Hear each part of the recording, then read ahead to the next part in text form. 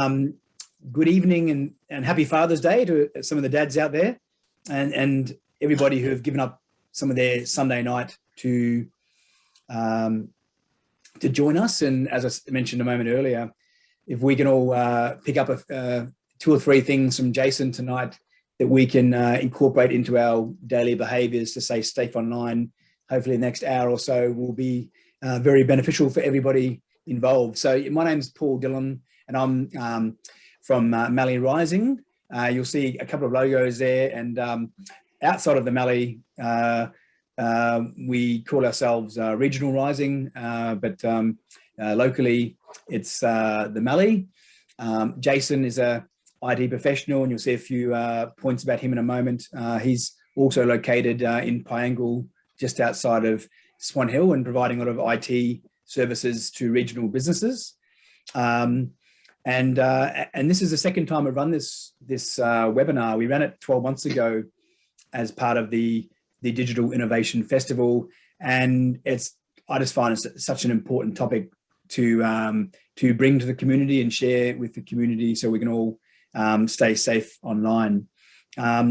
We'll send out a link to this video recording, the slides as well. Jason, you've put together a bit of a document which we're going to attach to everybody who registered, a bit of a sheet. So feel free to take notes, but with the recording you will receive and Jason's detailed notes, you'll have everything you need, and we'll try and send them out tonight or tomorrow morning for you. Very good. All right, well, we might move down. We've got a few more people filtering in. I suppose, Jason, do you want to maybe just before you introduce yourself, tell us a little bit about the structure and why you've chosen to structure your security talk around 3 key chapters? Yep. So we'll kick off with the welcome and cover some general intro type stuff there. And yeah, we'll just work through that. And at the end of this section, there's the little roadmap of what we'll cover from there.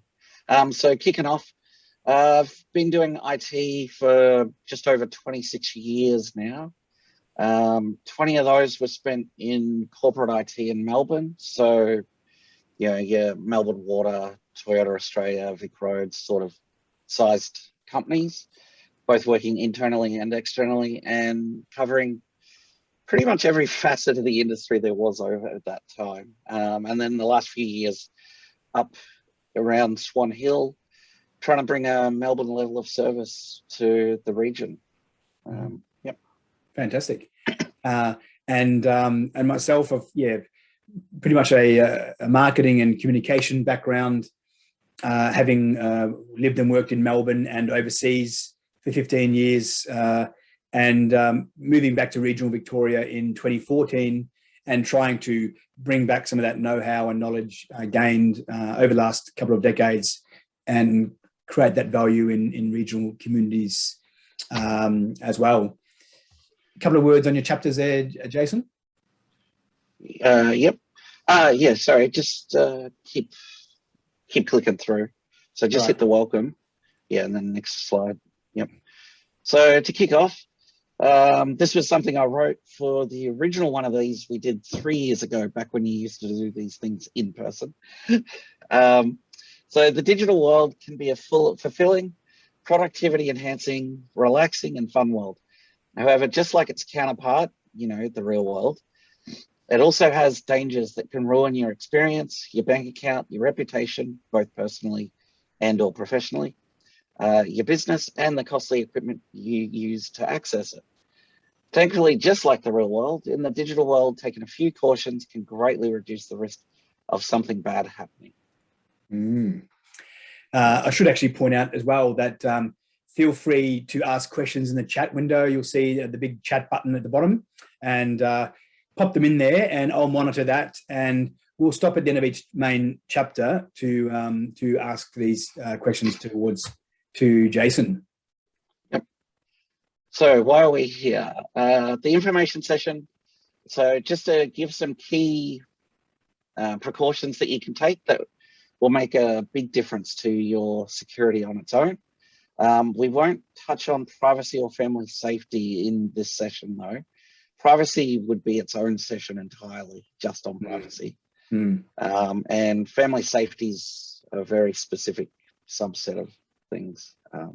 Yeah, so this is more just general basics that apply to both people and businesses. Yeah, I mean, privacy, I mean, that's a real rabbit warren, isn't it, really? Where do you start, and does it even exist? Quite an existential question now. How much privacy do we still own? So this was some recent stats that Paul actually gathered over the last few days. So I'll let you go through them, Paul. Yeah, actually, I haven't got my speaking notes in front of me, but yeah, essentially, cyber criminals are motivated to follow opportunities to exploit money from people. And the Australian Cybersecurity Centre, in its annual report,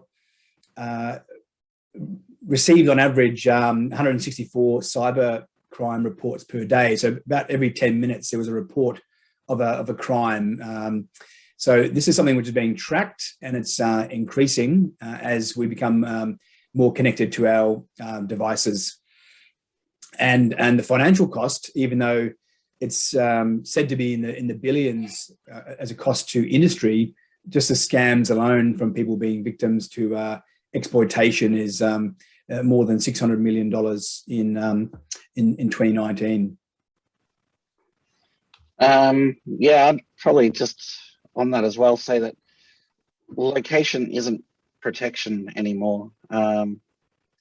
Just a couple of months ago, there was a little community football netball club just over the border from Victoria in South Australia, lost $150,000 through a phishing campaign via their email system.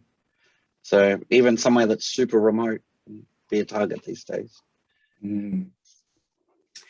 Yeah, I was aware of that one. What actually happened there when I read that in the news, it was on the ABC website about 2 months ago, and the netball club had got $150,000 or something like that from the federal government to resurface its netball courts, and they didn't want to sit on this money too long, so they sent out emails to its all the suppliers, all the tradies who had worked on resurfacing the netball courts. Obviously, somebody had already infiltrated their systems already. So when that email came out, they created these fake invoices with their own bank details and all that, and then they paid the wrong invoices. So yeah, it's happening. They're not discriminate on where you live, on whether you're in the city or in regional Australia. We're all equally attractive to cyber criminals. Cool. So there's a few key threats there. I haven't got my notes open in front of me, Jason, but I'm more familiar certainly with the phishing and the spear phishing threats. And these key threats came out of the Australian Cybersecurity Centre's report, which they produce each year, which you'll get a link to. And I mean, phishing, I think we've all seen them now. We're getting these unsolicited emails into our inboxes. It could be looking like it's from your bank or the ATO. Can be quite sophisticated in the way they design these emails, and generally asking you to click on a button with a call to action to provide some personal information, and send you to a website which looks like the organization which is said to be contacting you, and asking you to put in your personal information, and really you're not actually in the real website, and they're just harvesting all of your data. So phishing is it's the number one threat that the ACSC detects. And spear phishing is on a much sort of smaller scale, but quite nasty in the sense that they really use social engineering to understand who those high value people are in organizations, and having infiltrated your system already, they can actually send emails within people within your organization, and get you to sort of generally pay invoices and so on. That example with the netball club is a really good example where that just targeted that organization and asked them to pay invoices to a particular bank account. So phishing itself is quite broad and indiscriminate, whereas spear phishing is targeting just particular individuals. The ACSC has also identified that cyber criminals have adapted to take advantage, particularly during COVID-19. We've probably also seen that with the ATO around tax time, but also they've taken advantage of the pandemic. Jason, do you want to say a couple of words around ransomware, probably topic you're a bit more familiar with?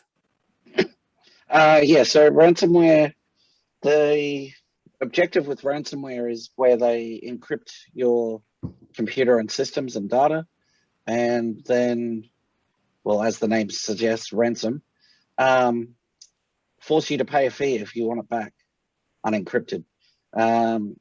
Probably the most famous one of those this year so far was the gas pipeline in Northeast America that got shut down for 3 weeks. That was a ransomware attack.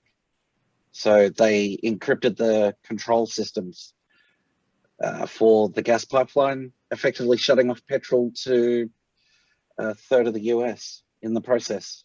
How do you feel that they were vulnerable? Would that have been, do you think, an email to an employee of the company who then just clicked on a link? As simple as that? That one, I think, might have been. The SolarWinds breach was they were using a password of SolarWinds ! Apparently on one of the core accounts. So it wasn't particularly hard to guess what the password was to get into the primary admin account. A lot of these are turning out to be, fairly rudimentary things that are enabling people to get through.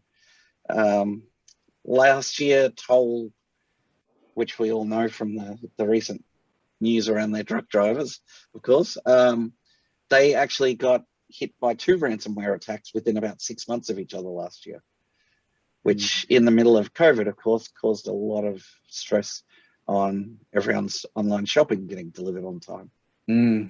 So for the people, Jason, sorry, for the people on this webinar, how are they most likely to be potentially become the victim of ransomware? Generally via email. It'd be from an email. Yeah, come in via email for typically. And they probably would have, they would have clicked on a link or a button which would have triggered a download. Yeah, so they normally occur in 2 phases. The first phase just triggers a download in such a way as trying to avoid your endpoint protection software. And then the second phase will then run the encryption process and tell you that, give you the nice little warning message that all your data is now locked up tight, and unless you pay anywhere from $10,000 upwards kind of thing, that you can't get it back. Yes. Yeah. Yep. Very good. Yeah. So for the rest of this, we'll go through in 3 main areas. So we'll start off with networks, because everything you do relies on a network in the first place. So we'll start from there. We'll then move on to cover off around software. So that's your operating systems and the like. And then in the final and third bit, we'll just touch on the human element. So that's around your passwords and some security things at that level. So with the networks. So most home modems are still using the default passwords that they had when they were shipped by the telcos, which is not a good thing. The default Wi-Fi networks advertise the provider and thus the modem you have, which makes it easier for someone to break into the Wi-Fi network, because knowing the modem means they don't have to take a guess at what vulnerabilities exist that they could try to exploit. And modems do need periodic updates and generally don't do that automatically. So that's just why networks are kind of in a bad position to begin with, typically. Yes. Which if we go on to the next couple of slides, these were some stats out of a survey that was done in the UK. The first one was that 86% of home routers are still using the default password over there. The next one was 82% have never changed the default network name. And the third one was that 69% have never changed the default Wi-Fi password either. So with the clients I deal with on the home side of things, that's the first three things I always encourage them to do is go in, change the password on the modem, pick a new Wi-Fi network name to use, and set their own password, not the one that came with it. But if we go to the next slide, there's a couple of just takeaway recommendations there, which is that you should change the default password on your modem or router. Change the names on the passwords and passwords, sorry, on the default Wi-Fi networks, except if you have Telstra Air or FON networks. Those two you should leave alone. That's part of the Telstra Air system for Big Pond users to get free Wi-Fi everywhere. You should check for firmware updates on the modem. In the document that we'll send out to go with this, it provides links to the common modems and therefore instructions on how you can get in and do all this stuff. Checking for the firmware updates. Periodically, you should check for unknown devices on your network, just in case someone has attached to it without you realizing it. And the final one, which was new for this year, was consider a third-party Wi-Fi system, such as the Google Nest Wi-Fi, the Ubiquiti Amplify, or Netgear Orbi type mesh Wi-Fi systems. They put another layer of protection on your network for you to protect your devices. And they can, as a bonus, help speed up your internet a little bit by giving you better Wi-Fi. So you're probably looking at a couple $100 just to put the third-party thing there? Yeah, probably around the $250 and upwards mark. Yeah. And people are often using these, aren't they? People are often putting these in place more to extend the range of their the networks at home as well. Yeah. It's just that they pick up a lot of additional security with them in the process. Feel free to put your question about your home and business networks into the chat. I've got a question, Jason, come in, which was if you change the default password on your router. Now, the router is the sort of the box which is probably close to the wall, which has your what do you call those cables again? The DSL cables, whatever they were called. Yeah. Yep. There and on the back of it or underneath it, it'll have the default. The username, the password, as well as the address where you can go in and into the portal to change everything. But if you change the default password and then lose that piece of paper, the question says, are you in trouble? Can you reset? Yeah, the worst case is you just reset the device and it'll go back to the defaults. And because of the NBN these days, the modem automatically configures itself the first time it powers on anyway. So even if you reset it, it'll reconfigure itself the first time it boots up.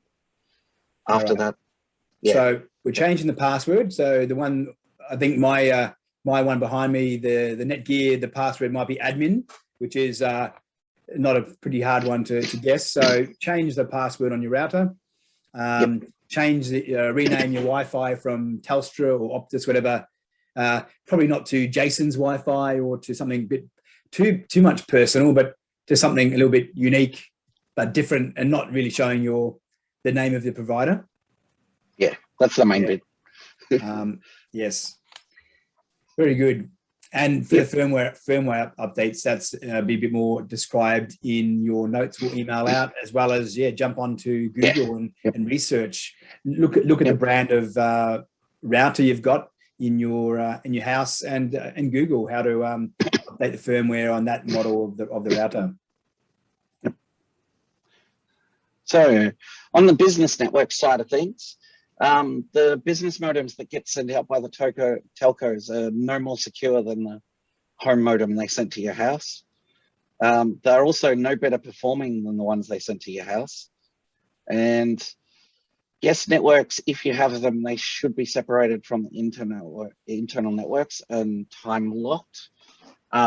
So if we just go to the next slide there. So where this is about is, again, you should change the default password. So the first 4 of these are the same as for the home modems, because the business modems come out from the same telcos, so the same rules apply. For the businesses, if they want to offer free Wi-Fi, they should set up a separate secured guest network. And what I mean by secured is put a password on it that the guests still need to enter. I usually suggest to companies they use their marketing tagline as the password. It's a little bit of extra free marketing for your guests, that they have to type in your tagline in order to get onto your Wi-Fi. And it keeps them and their devices that you have no control over away from your business devices. And the final one is just to look into upgrading the business network. So get a better security gateway, a better switch, and a better access point.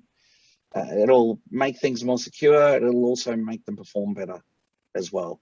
And why that largely is because you're taking a lot of work off the telco modems, which are generally down to whichever manufacturer offered the lowest price for the telco to buy from. So the less work the modem has to do, the better. Yeah. Do you provide some information about upgrading the business network in your notes, or is that something somebody should contact you about more information? I provide some information in the document as well around specifics to look for. Yep. Very good. No more questions coming on networks. So we, the public networks. Public networks, just say no. Open networks. So these are the free public ones where you can just join to the network name without having to put in anything.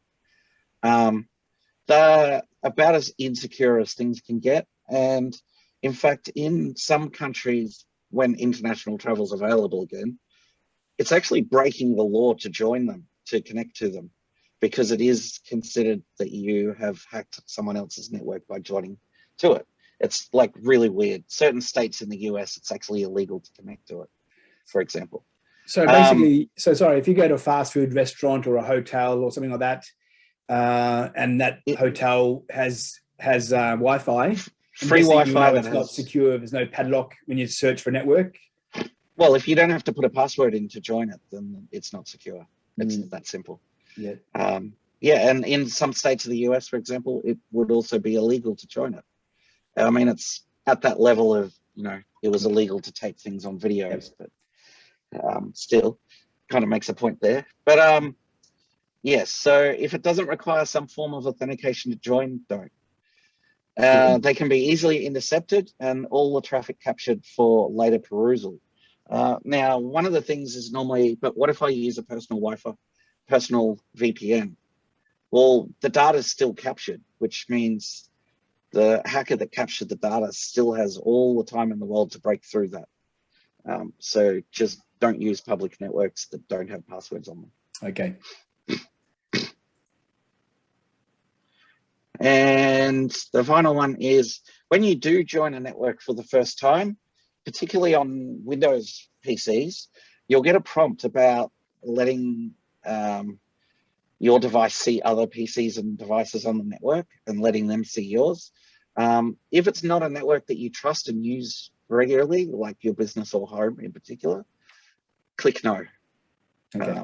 It switches on a little extra security on your device to try and help keep people away. Very good. So at home, maybe the office or somewhere where you go regularly, maybe it's and okay that you trust to click somewhere you can trust. Click yes. Otherwise, if in doubt, no. Yep. You can always change it afterwards if you need to, but all right. So there's no other. If anyone hasn't got any other questions, nothing's come through in the chat on the networks. So we might keep moving so everyone can get back to their Sunday night. We don't want to keep you here any longer than need be, but throw your questions into the chat window, or put your hand up and interrupt us. So software, where you and the networks meet, Jason. So with the operating systems, you should keep them updated at all times. All the manufacturers, be it on Windows, Mac OS with the MacBooks and iMacs, your iPhones, all your Android phones, be they Samsung, Nokia, Google, whoever, they all should be putting out regular updates, and you should keep the devices updated. Same goes with the hardware, particularly with PCs. The manufacturers will typically issue their own updates. Some of them may come through Windows updates, but they're usually through a separate application that the manufacturers put on their PCs. So with the Dells, it's the Dell update or Dell Command Update. Lenovo's got a tied in through their Lenovo support app. HP has a support assistant app. All the good manufacturers, or all the big manufacturers, have an app for keeping the hardware updated. So yeah, stay on top of updates. You should have security protection. So that means some form of antivirus or endpoint protection, which is a little bit more fulsome than just antivirus is. From a home perspective, the stuff that's built into Windows 10 regularly scores on par with free products from other companies these days. But if you want something better, you're best to go out and purchase something from like a McAfee, ESET, Symantec, one of the big providers. The paid products come with additional protection in them, and also sometimes come with additional guarantees as well, such as McAfee's got the 100% guarantee that they'll remove anything that gets up if something does get on, otherwise they give you your money back kind of thing. Third-party solutions. These are things like CC Cleaner and other third-party utilities that claim to speed up your internet or speed up the computer. Just avoid them, pure and simple. CC Cleaner on a number of occasions has been found to have been hacked or had malware inside of it. In fact, to the point where some of the security products now just market as malware as soon as they detect that it's even on the PC. They just don't even give it a chance anymore. So best to avoid them. If you have installed something like CC Cleaner, just uninstall it. Kill it. And running multiple security products. So the number of times I come across machines and they'll be running something, say like AVG or Sophos or McAfee or Norton or one of the security products, and it'll be running a second security product like a Malwarebytes or something like that. If an IT provider did that to your PC, you should avoid that IT provider. For going on 20 years now, it's been a best practice recommendation from Microsoft not to do that on Windows, because you actually make things less secure. You create performance headaches, instability headaches. You're just asking for a world of pain with absolutely no gain by doing it. So yeah, if there's two security products, kill the one you don't like the most and keep the one you do. Things will be more secure and run better. I'm the only one in there. So we probably should have put an X instead of a cross instead of a tick there for a no to running multiple security solutions. Yes, that should be a little cross there. Yes, don't do it. I've got a question coming in a moment, but I just want to mention also about the security protection. So based on some experiences I had last year with being hacked, and I consider myself relatively digitally literate, but one of the tools I use, Evernote, a popular note-taking app, it had been hacked. But I went with the McAfee Total Protection based on, I think, a discussion with you, Jason. But we went with a family license as well, which might be of interest to people. I think it can cover 10 or maybe 15, might be 10 devices, but that could be of interest to people too. So when you're doing a research on that endpoint security and these kind of things, you might be don't just protect yourself, but protect everybody else under your roof, because there's your phones and your iPads and all the other devices, and you might as well, for not much more, I think the gap between one license or 3 and 10 is quite minimal to protect everything in your house. And I mean, even your smart TVs are basically You could even Yes, Bruce. I hear you. yeah. Yeah, and with the updates for the hardware, that also means keeping the Yes, I'm hardware muted, itself but rolled over. So more so for businesses, if your PCs are 5 years or older, you should get new ones. At home, you can try and drag them out a little bit more. Windows 11 will get launched next month, and it won't give you an option. If it detects the PC is older than a certain amount, it just won't let it be installed. And if somehow you do install it, it won't let it get security updates. They're doing this because older hardware is less secure. Newer hardware is more secure, and Microsoft, in trying to do its part to fight back against ransomware in particular, is using Windows 11 to force newer hardware out there that's more secure and that itself can help provide a layer of protection. So question, Jason's come in from John. He's saying he's not on the NBN. He's got a standalone laptop with a SIM card. Are there any security implications he needs to think about? Just keep the hotspot mode turned off on Windows or on Mac if it's a Mac. Although I didn't think Macs have SIM card slots from memory, just Windows laptops. But yeah, just keep the hotspot mode disabled so people can't connect to the laptop.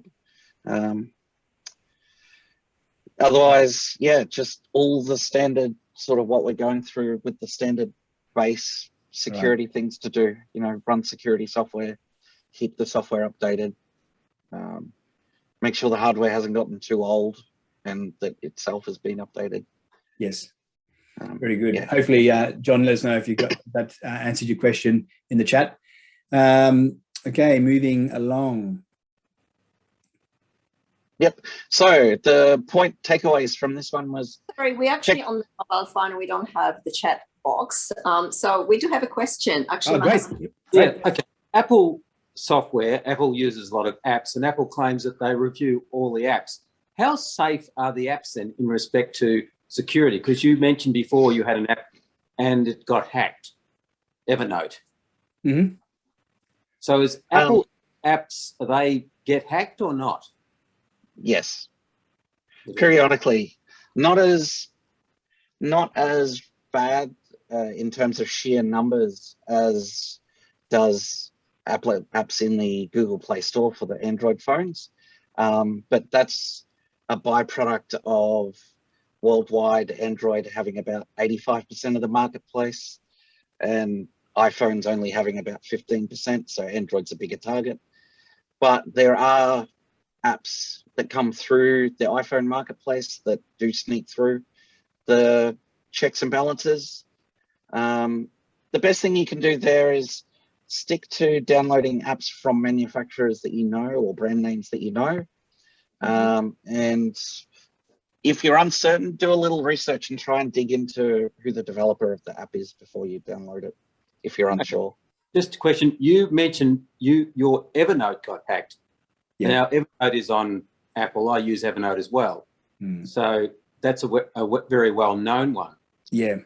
Was there something peculiar about that? Well, I think it's probably, it's a really good example because, I I used at the time, this is late last year, I was using the same password for a bunch of different websites and so on.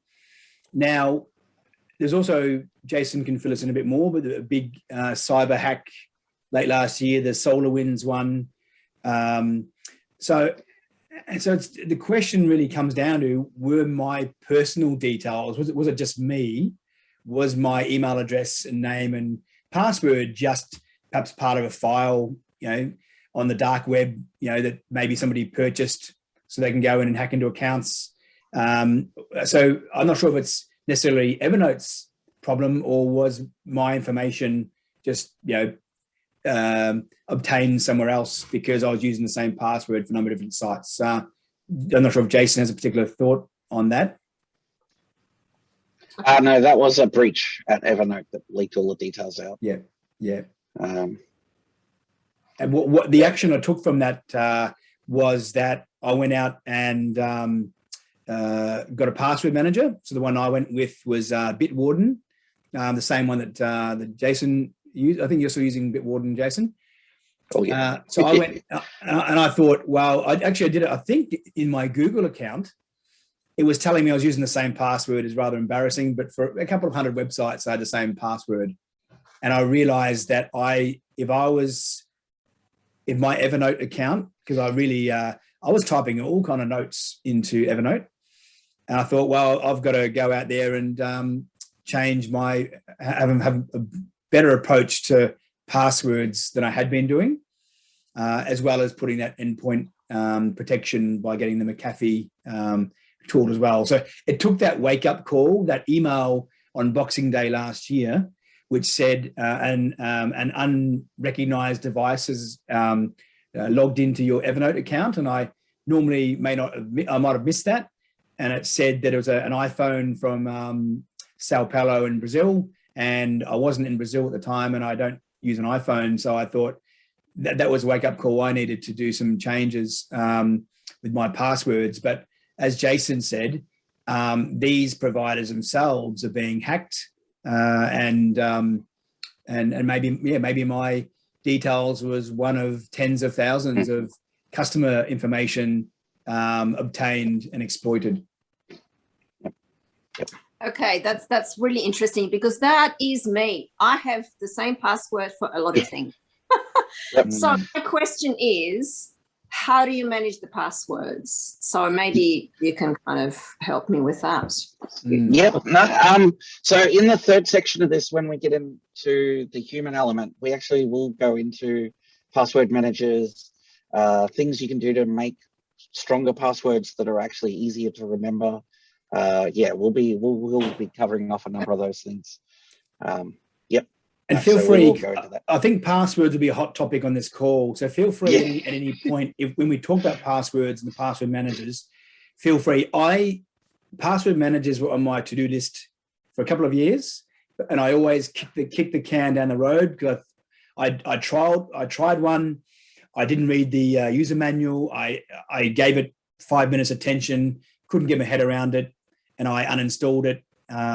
And it wasn't until a couple of years later that I really felt late last year that I needed to do it. But it is an important topic, and you do need to probably do that research, and we could even maybe set up a separate call or provide some resources around it. But basically, it's going to mean generating a very unique and hard to even remember for yourself password in an app, a secure app, and then logging into every important account you have online and changing that easy password, and more importantly, that password you might be using on dozens, if not hundreds of accounts. And one by one, you generate that new password, you paste it into your the website, save it in your password manager. So it's not. It might sound a little bit complicated without actually physically doing it with your own hands. But once you've done it once or twice, and maybe even watch some demo videos, you'll get the hang of it. But you don't need to remember 10,000 really hard to remember passwords. You just need to remember that one password for your password manager. Yeah, and Jason might correct me there, because they might all be a little bit different. But having a very hard password for somebody else to know, but something very easy for you to know, which would then give you access to your password manager, and where you've got lots of unique, hard to crack passwords for each of the websites that you have a login. But I'll stop talking there, because I'll let you, Jason, continue with this part, and we've got a section on this in a moment anyway. So the takeaway from the operating systems was just keep checking for the updates. In the attached document, I put in what the current versions of all the platforms are. If your device is too old to get the current updates, replace it. Review your security software. Don't install things like CC Cleaner and other third-party tools that are meant to clean things up. And don't run two security solutions. A little side benefit of keeping software and hardware updated, particularly for businesses, is 3 recent surveys or research reports that just came out in the last about week or so. One was from Forrester Consulting, and they pointed to a lack of updated systems and hardware is costing businesses on average $27,000 a year in lost productivity per staff member in Australia. These are all in Australia. So if you're a small business with 1 or 2 people, you could be looking at 50 grand a year in lost productivity because your hardware is not being kept up to date. A recent report by MyOb pointed to, on average, 12.5 hours of lost productivity per week for a small business, which they deemed as being between 10 to 100 staff. And the Productivity Commission highlighted businesses with modern systems and hardware grew on average 3.5 times faster than those that didn't. So those were just some side benefits to keeping your software and hardware updated for security reasons. So, and I just included them, or just wanted to mention them, because it shows that security doesn't have to be just about security. It can bring other benefits along to you as well by doing that. Yep. Next one. So web browsers. Web browsers are regularly updated, like every 3 to 4 weeks. And like the operating systems, it's good to periodically just do a manual check. Usually it's from the main menu, and then when you go to help and about the browser, the browsers will then just automatically trigger a check at that point for you. Yeah, in the document I put in, so the current version of Microsoft Edge and Google Chrome are both Chromium 93. I think the current version of Firefox was version 91. Safari was version 14. But yeah, I put those in the document as well so that you can check and ensure that your browser is current. And they're not automatically updating all the time, are they? I notice sometimes that my Chrome may not be, it just might be sitting there with a message saying update, update. Yeah, every so often. It prompts me to do it. Every so often the automated updates break, so you just need to manually trigger it. Yeah, so keep an eye out in that top right corner for those messages. Yeah, yep. Next one. So the websites you visit. All websites should be secured. The recommendation for that started in 2017. So in 2021, there's just no excuse for a website not to be secured. What that is when you visit it and it has the little padlock in the top left-hand corner, not a little warning symbol or an exclamation mark or anything else, but a padlock. If it doesn't have a padlock, don't use it. It's been 4 years now, so there's just no excuse for any website not to be using the security anymore. Yeah, everyone's had long enough. Is the padlock standard across all different browsers on all different systems? Yeah. Every browser, every platform. Okay, no padlock, it's not safe. Yep. It's one of the few standards that everybody, all the manufacturer, all the browser makers actually settled on. Yeah. Don't accept downloads that you didn't intend to trigger. So what that is if you go to a website and suddenly something pops up to start downloading and you didn't intend that to happen, cancel it or delete it the moment that it's in your downloads folder. It's one of the common ways that they try to slip things onto your PC to then trick you into running. So yeah, just always keep an eye out for that. I always set my browsers to prompt where to save for the downloads. So that way nothing can actually download without me finally giving it that one last, yes, go here to download kind of thing. And any of the decent security software products usually will provide a plugin for your web browser that just adds an extra layer of protection for you when you're browsing around the web. Yeah, in preparing this webinar, I noticed that I'm not sure if my endpoint security has that plugin. If I put that into my browser, so that's something I'll do after this call, is to make sure I've got that extension switched on. Yep. Mm. Yep. So the website recommendation. So avoid sites that don't have the padlock in the address bar. If you're a business and your site isn't showing as secured, contact your hosting provider tomorrow. Yes, literally tomorrow, because tomorrow is Monday. Or talk to Paul or myself about changing providers, because yeah, it's been 4 years. There's just no excuse anymore. Don't open any download you didn't intentionally trigger, and don't accept any download you didn't intentionally trigger. And use your security software's plugin for the web browser. If it doesn't have one, look for some software that does. So in your case, Paul, because you're using McAfee, they have a plugin called McAfee Web Advisor. Semantic has one. Most of the big ones all have them these days. Yeah. Yep. Got a question coming from Amanda. How do I tell my computer where to send my downloads for extra security? Yep. So generally in the browser settings itself, there'll be, I'm just opening up one of the ones on my machine. There's a downloads section, might be hidden under advanced in the settings. And there'll be a slider bar about prompt. So if I go to downloads, the prompt is ask me what to download, what to do with each download. So Edge and Chrome both have that. Firefox will have it, just might be slightly worded differently, but it's the same intention. And it'll be under the downloads section of the settings for the browser itself. Yeah, so go into the browser settings, Amanda. Browser settings, you say advanced? Or just they download? may be under advanced, or it might be just showing as an option there on the left-hand side of the settings out of the box. Good. So Amanda, look at the settings in your browser where your downloads get stored. And that was just Jason's tip, so that every download goes there and not. Well, it gives you a prompt. Yeah. The main thing is the fact that it prompts first. So nothing can automatically download this way. Everything has to prompt you first. So it gives you a chance to intercept it before it even downloads. Okay. Questions are coming in thick and fast now. Janet is asking how to check the web browser version and how to do an update to latest version.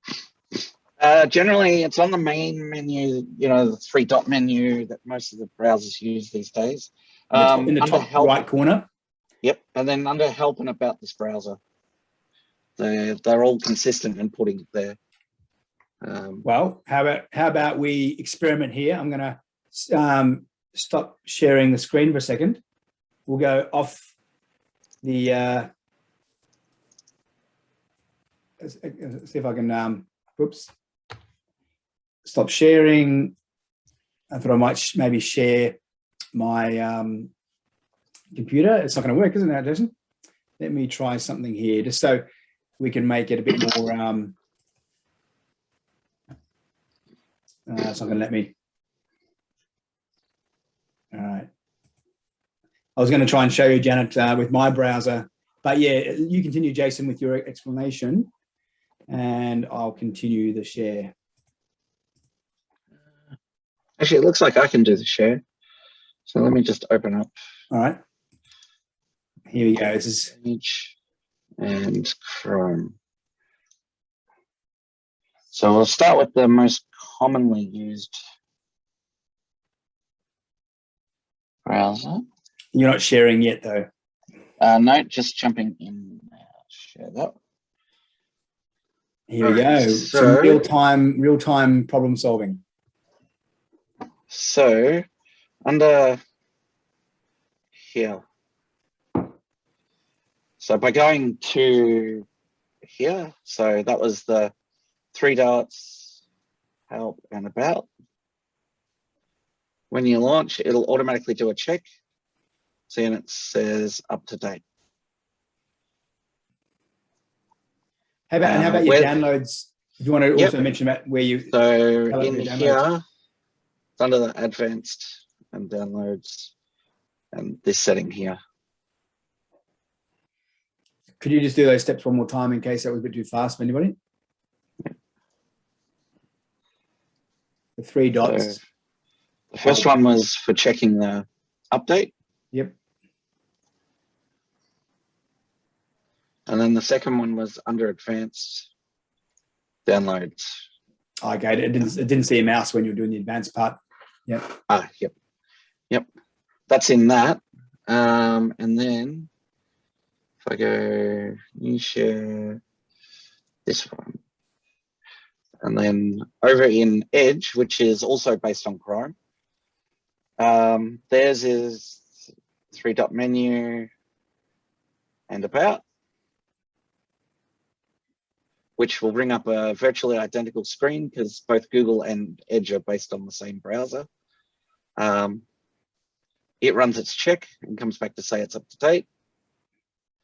And their download settings is just over on the side here, not hidden away. Mm. And then the same, which I just turned off. That should be on. Yep. Yeah, good. Now, do you want to continue sharing the presentation, or do you want me to take over? You can bring it back up.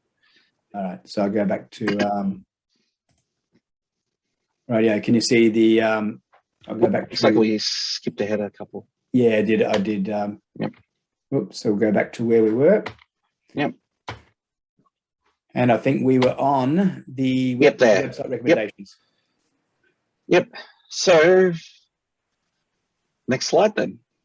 We're done with that one. Email clients. So keep them updated. Same as you would anything else. Email software also gets updates quite regularly. If you're on Outlook, it's usually once a month. Gmail is updated by Google in the back ends, so you don't have to so much worry about that one. Avoid the third-party ones. If you stick to Outlook, Gmail, and the default clients on macOS and Windows, then you should be all right. Third-party ones can be hacked, and in the past have been hacked. And if they are, then the hacker gets access to all your emails, even without your account details. So, yes. Name and shame, Jason. What are a couple of examples of third-party email clients that have been hacked? No, just in general. What are the third-party ones? Oh, Thunderbird was a good one, but it's also super old now.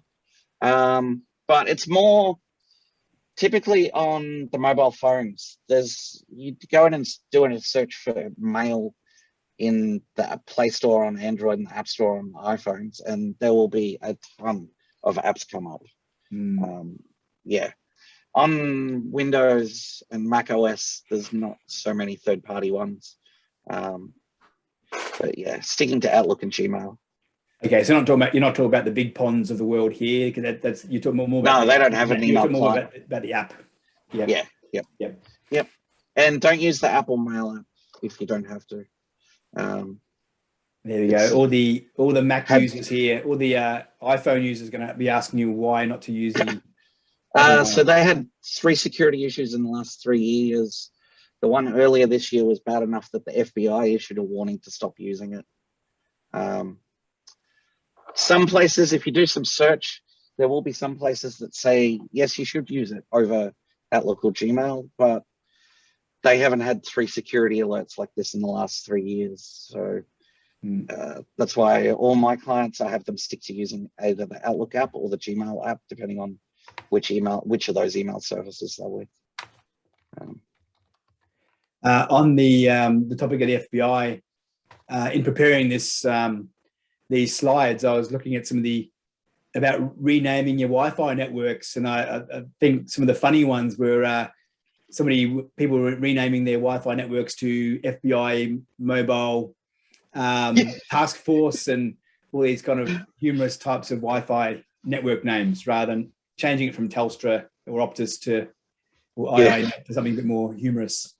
When I was living in Southbank in Melbourne, somebody in the apartment building had decided that AFP Surveillance Van number 2 was going to be their Wi-Fi name.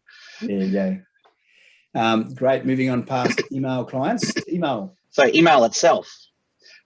So don't click those links promising the free Woolworths voucher, and don't respond to the Nigerian banker with the 25 million they need help shifting.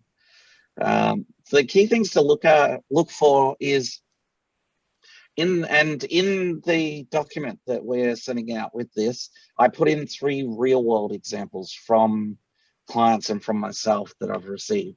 So, 3 real-world examples of dodgy emails, and highlight what made them dodgy. how you could tell that they were dodgy.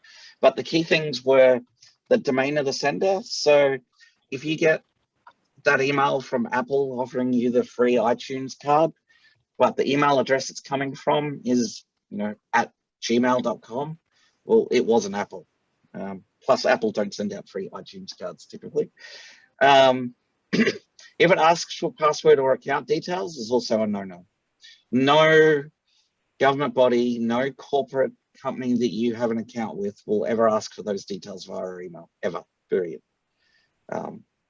And if it's trying to give you free stuff or for something that you didn't actually enter a competition for, and even if it is, don't use the links in there. If it's for a competition, just go to the website yourself directly and work your way in from there, or ring the number that'll be on there for how to collect your prize. Generally, I try to avoid links in emails whenever possible. If it's your bank sending out to say that there's a statement available, instead of clicking the link, just go to the website bank and the website for your bank and log in and get your statement. Avoiding links as much as possible greatly reduces your risk of anything bad happening. If you're a business, use business grade email. That means not hotmail.com, gmail.com, and definitely not bigpond.com. From a consumer side, you're better off with one of the big players like hotmail.com or gmail.com. Or if you're a little more concerned about privacy, Proton Mail, which is a Swiss company, very secure, very encrypted, very private. But outside of that, I try to recommend people avoid any of the other email services these days. BigPond's a legacy thing from the 1990s, and its security's never caught up. In June alone, I had to help 6 home users up here because their BigPond accounts got hacked. Yeah. And you can't put extra security on it the same way as you can with the big providers. Yeah. Yeah. So Janet's asking, what do you mean by business grade email? Examples of business grade email? Google Workspace and Microsoft 365. Yeah. And Google Workspace being the new name for G Suite. Yes. Yep. So Google Workspace and Microsoft Outlook. Yep. They let the marketing guys out again. So yes, now it's Workspace instead of G Suite. Yes. Question here about the Thunderbird you mentioned as an email client. Yep. Janet's been using it for the last 10 years. It's still safe to use. It is free. Or should I consider using Microsoft Outlook? I'm guessing it's probably being used with a BigPond account or something like that, because that's typically the only place that it would still be in use these days. If you're with Microsoft's actually bringing out a new Outlook client soon to replace Windows 10 Mail. So like you used to be able to get the old, Outlook Live Mail for free, there'll be a new version coming out in the next few months that'll be free again. But yeah, just stay on top of the updates for it. And if it's being used for an outlook.com, hotmail.com or gmail.com address, then I'd look at actually switching across to either using them in the web browser or using them in the Outlook client, just because security standards have changed. So when you use one of those services with the client they're intended for, it actually encrypts it between their servers and you. And that doesn't happen when you use a third-party email client. Very good. Now, for our viewers who are wishing to change channels and watch the semi-finals of The Voice, that's over on Channel 7 now. But we've still got plenty of people who are sticking with us, Jason, for the last part of our webinar tonight. So we're going to jump into your recommendations. Yep. So stick to the core email clients. Don't disclose your account details in response to any requests via emails. Just look for the signs of being a fake email. And if you're a business, use business grade email. Yep. The other bonus as a business, It provides extra security on your accounts, and it looks more professional to your clients to have email coming from your business name. Yeah. Yeah. Very good. Yep. All right, so I'll jump through that one. Unless anybody wants to unmute themselves, ask a question. There's nothing come through in the chat. And we'll proceed into the third and final chapter of tonight's very informative webinar. Yes, That's the human element. The human firewall. Yes. So smartphone and general smartphone and computer security things.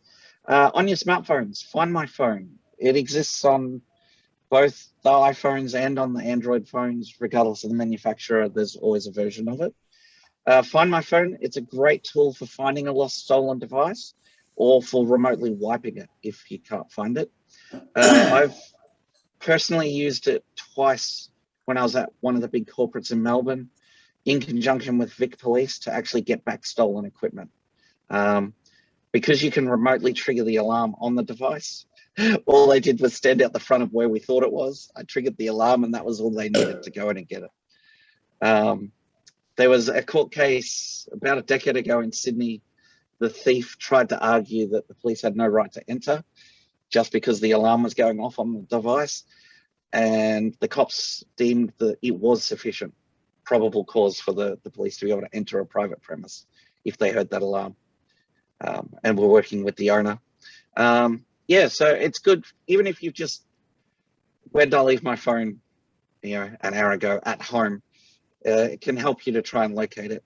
And yeah, very much better if it's lost permanently because you can remote wipe it. Use a 6-digit PIN, a password, or biometrics. So that's your fingerprint or facial ID login on the device. All the devices kick in extra internal security as soon as one of those is put on. As to why a 6-digit PIN, there's a stat I wrote in the speaker. Yeah, so a 4-digit PIN can be broken in about 6.5 minutes. Takes about 11 hours to break a 6-digit PIN.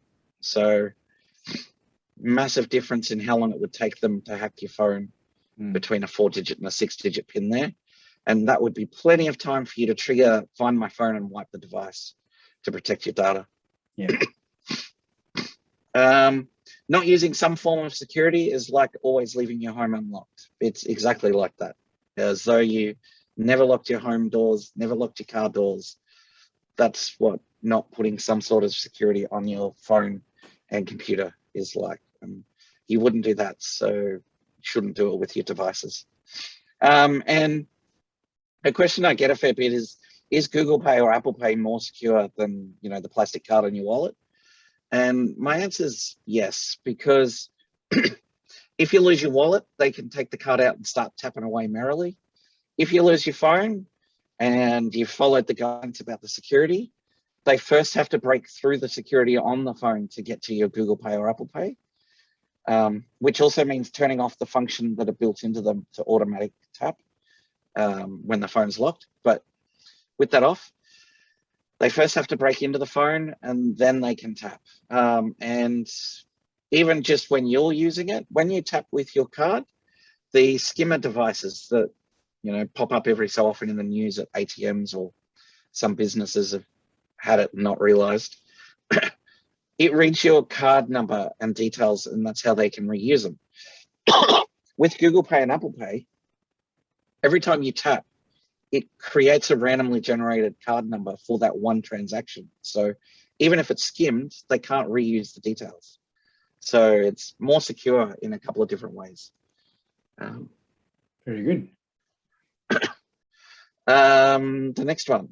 That might be a bit of a resolution for me to go and do that myself. I'm still tapping with my bank card. Are you more of a you pay with your phone? Well, everywhere. Everywhere? Yeah. Yep. The only reason why I've even got my cards on me is just on the random occurrence if I come across a store that doesn't have tap and pay capability yet for some reason. Yeah. And I need to use the old chip. And then you get your checkbook. You get your checkbook out. Yeah. Well, that's when the chip on that card comes into play, sticking into the machine. Passwords. So, password complexity. The latest guidelines, which came out sort of from mid to towards the end of late last year, the new guidelines that started coming out was for your passwords to look at using 3 words that you can remember. Just any 3 words. And the reason for that is it creates a long password. Long passwords are harder to break than short ones are. And you're more likely to remember it. So that's where you're not using a password manager, which we'll get to further down the bullet points there. But for complexity, wherever possible, just use 3 words that mean something to you or that you'll remember as your password. Yeah, but they should be random enough to somebody else, but memorable to you. You wouldn't want to use your 3 children's names because that might be a bit easier for someone maybe to guess. What this is more about is most password hacks these days are done because of like that breach at Evernote. So even if Evernote had your passwords secured, they would just throw a lot of computing power at it to try and break that encryption to get what the password was. So what this is about is the fact that a long password, like having a longer PIN number, takes 11 hours instead of 6.5 minutes for a 4-digit one. Same thing. The length of time to break a password that's 8 characters long versus the number of years to break a password that's 14 characters long. That's what this is really about, is just making them long, making them longer, so then it takes longer, so then the hackers just can't be bothered trying to decrypt the password when they steal the databases that they're stored in. Now, some people here might be happy not to be putting capital letters and special characters and there's still going to be on. there'll still be. You're suggesting a pass phrase of several words with these special characters and numerals, or not? If the site requires you to use them, otherwise, the advice coming out of the big security firms in the US now is just keep it simple. Words that you'll remember, but long. Okay, a 3-word passphrase. Okay. Password reuse, just don't do it. So you should have a different password on everything. And the reason for that is so like the instance where the Evernote one got breached, if they break the database, which I believe they did in the end, the password they get is only for that service and not for all your other services and your internet banking and your Facebook and everything else. You should have a different password for every login. 2FA or MFA, so which 2-factor or multi-factor, different places refer to it by either of those names. What this does is puts a second layer of protection on. So even with your username and password, it still needs a second check, usually an app on your phone with a code that's regenerated every 60 seconds. Without that code, they still can't get into your account, even with your username and password. This is an area of why like the business grade email is so much more secure than personal grade stuff. On the business side, it just gets turned on by default. On the consumer side, you need to actually go through a couple of steps with hotmail.com or outlook.com or gmail.com, but you can turn it on with them as well, and you should. There's no way of doing that with BigPond, which is why, I try to point people away from there these days. General purpose, decent apps, and I put some information about them in the document, but Authy, Google Authenticator, Microsoft Authenticator, probably the 3 most widely of them used. Some services now even have their own dedicated ones, such as Xero has a Xero Authenticator, Salesforce has a Salesforce Authenticator, and it just provides a little extra security. And then if you really want to take things to the next level, something like a YubiKey from a company called Yubico, YUBICO, a company in the US. It's a little hardware token, which looks, if it captures it, looks like that. It means without that physical device, that there's no way of logging in even with the username and password. Those have never been hacked ever in a decade. They're the one system that so far there's been no recorded active hacks occurred against them that have worked. Which is why they're like the ultimate tier of protection for your account. Password management. So use a password manager like Bitwarden is one that I recommend to most people to have a look at. There's a free tier and there's a paid tier, which is very cheap, that you can, on the paid tiers, share the passwords and account details between your family members securely. In a business setting, it enables you to share the details of the accounts around securely for joint accounts that people might have one login for, you know, for a service that you signed up for. You can keep secure notes in there, so Wi-Fi passwords, that kind of thing. You can have secure notes that are kept inside. Other well-known ones out there is 1Password, LastPass, and just having a mental blank on the other Nord, one. is it a Nord Pass? Something like that? Was that one of the new ones? Nord? Yeah. Pass? No, so LastPass and 1Password have been around probably the longest of all of them. Bitwarden was a relatively newer player, but with its free tier, open source, and there's security audits that they regularly have done. It's quite handy. And you can also have it as an app on your phone so that you can carry your passwords around with you with an extra layer of protection just on the app itself. So even if your phone was hacked into, it's still being kept secure. And the latest advice I saw come out only about a month or so ago, which made me chuckle, was that failing everything else, keep a notebook, which made me chuckle that a decade on and we've gone full circle, that if you can't or won't use a password manager, then keep a notebook by your side at all times and write them down in there so that you can use longer 3-word phrases and have different passwords on every site. Basically it's, Sorry, Kevin's got a question for you. He's unmuted himself. So over to you, Kev. Hi, Jason. Thanks for a great presentation, you two guys. Just one, Jason, I saw it on the, I do stocks and shares, and I saw it on the share market today that Yahoo had been taken over by another company. So how safe is Yahoo now? You want to have a look at who brought them. I hadn't actually seen that bit of news just yet. It hadn't popped up on my feeds before. I've just Googled it and I can't find the company that took them over, but it was a sort of a big announcement through my that they've been taken over. Yahoo was kind of on its last legs anyway. Kevin, is your concern that your email is provided by Yahoo? Yeah, the main emails are by Yahoo. Gmail do the business ones that you set up for me. Thank you.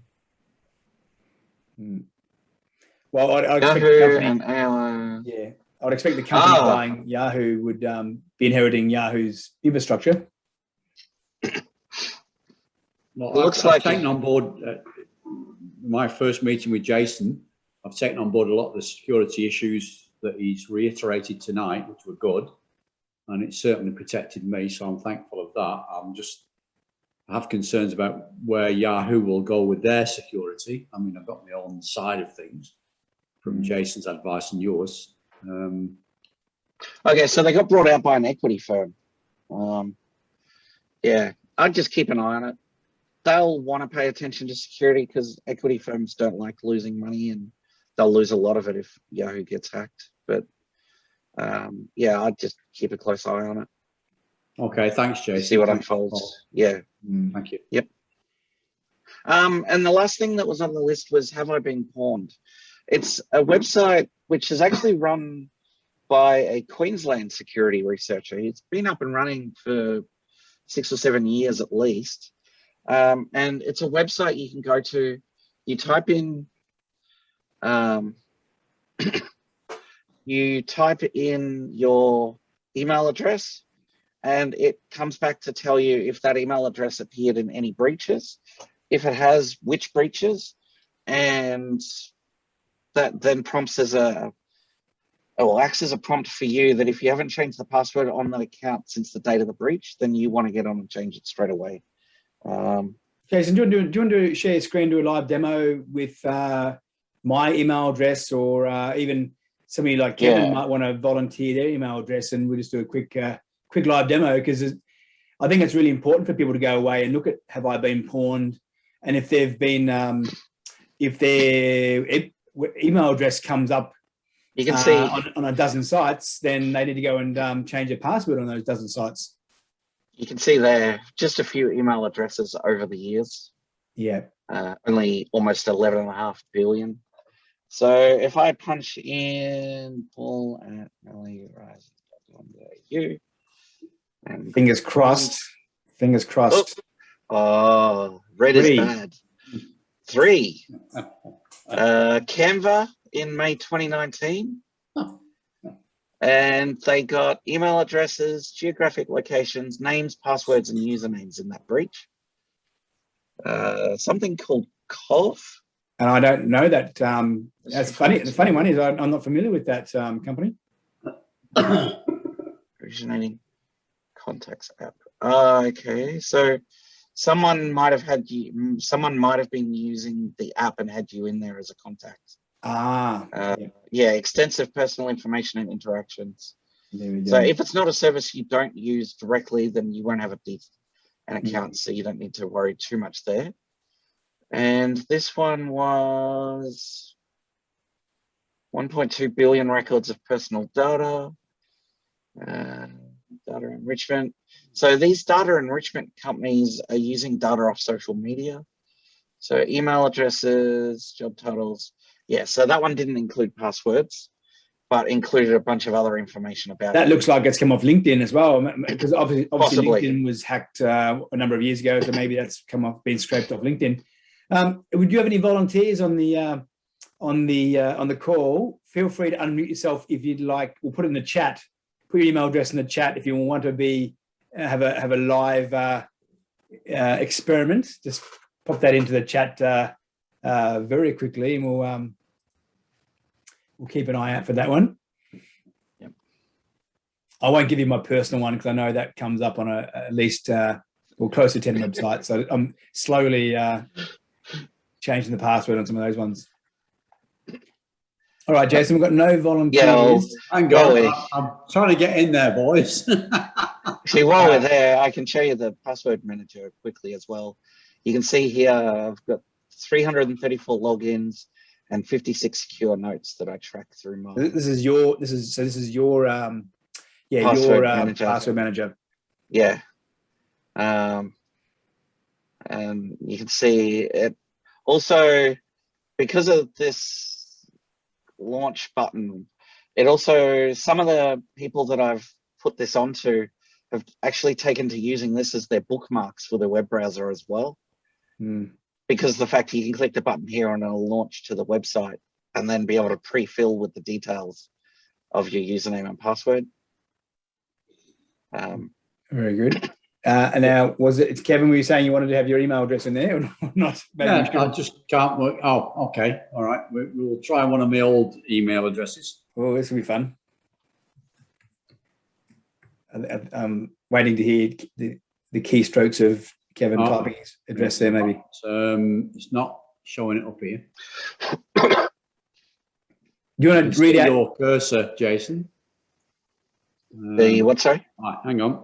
Yeah, you might have to read it out to him. Oh, it's Berkey the Handyman. Burkey? No, just, yes. The Handyman at gmail.com. That makes me a porn star if I've been done. There you go. Good news. Green box. No breached. There you go. Excellent. Happy days. All right, Jason. That's my business one from about 3 years ago. So Yeah. Good. So if you want to take back the sharing. Sorry. And yeah, so again, people to recognize that address there, haveibeenporn.com, and go and have some fun tonight with that one. Thanks, Jason. Thanks, Paul. That's great. And I think that will prompt a few people, I would expect tonight, if they do go on to Have I Been Pawned, to then go and invest in a free or paid password manager, because I'm sure that'll shock a few people into taking some action. Did you mention there was there's some decent free password managers? Bitwarden. Yes, yeah, okay. There you go. I thought I was paying for it.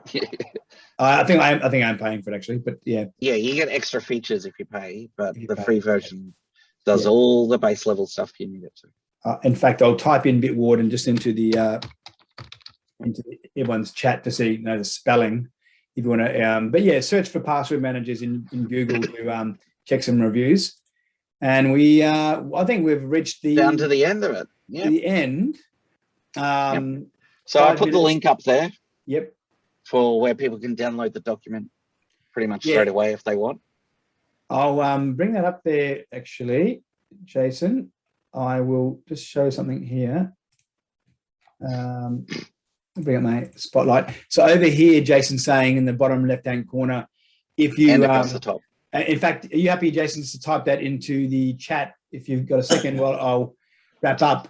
But what I'll do is I'll send out to everybody who registered for the webinar if I can do that, Jason, this addendum document of yours, which has more detailed notes, as well as a link to the YouTube recording of today's webinar and the slides. So, but if you are impatient, you can, Jason's put that link into the chat if you want to go and copy that right now before we close the webinar and close the chat, but or you can write that one down there.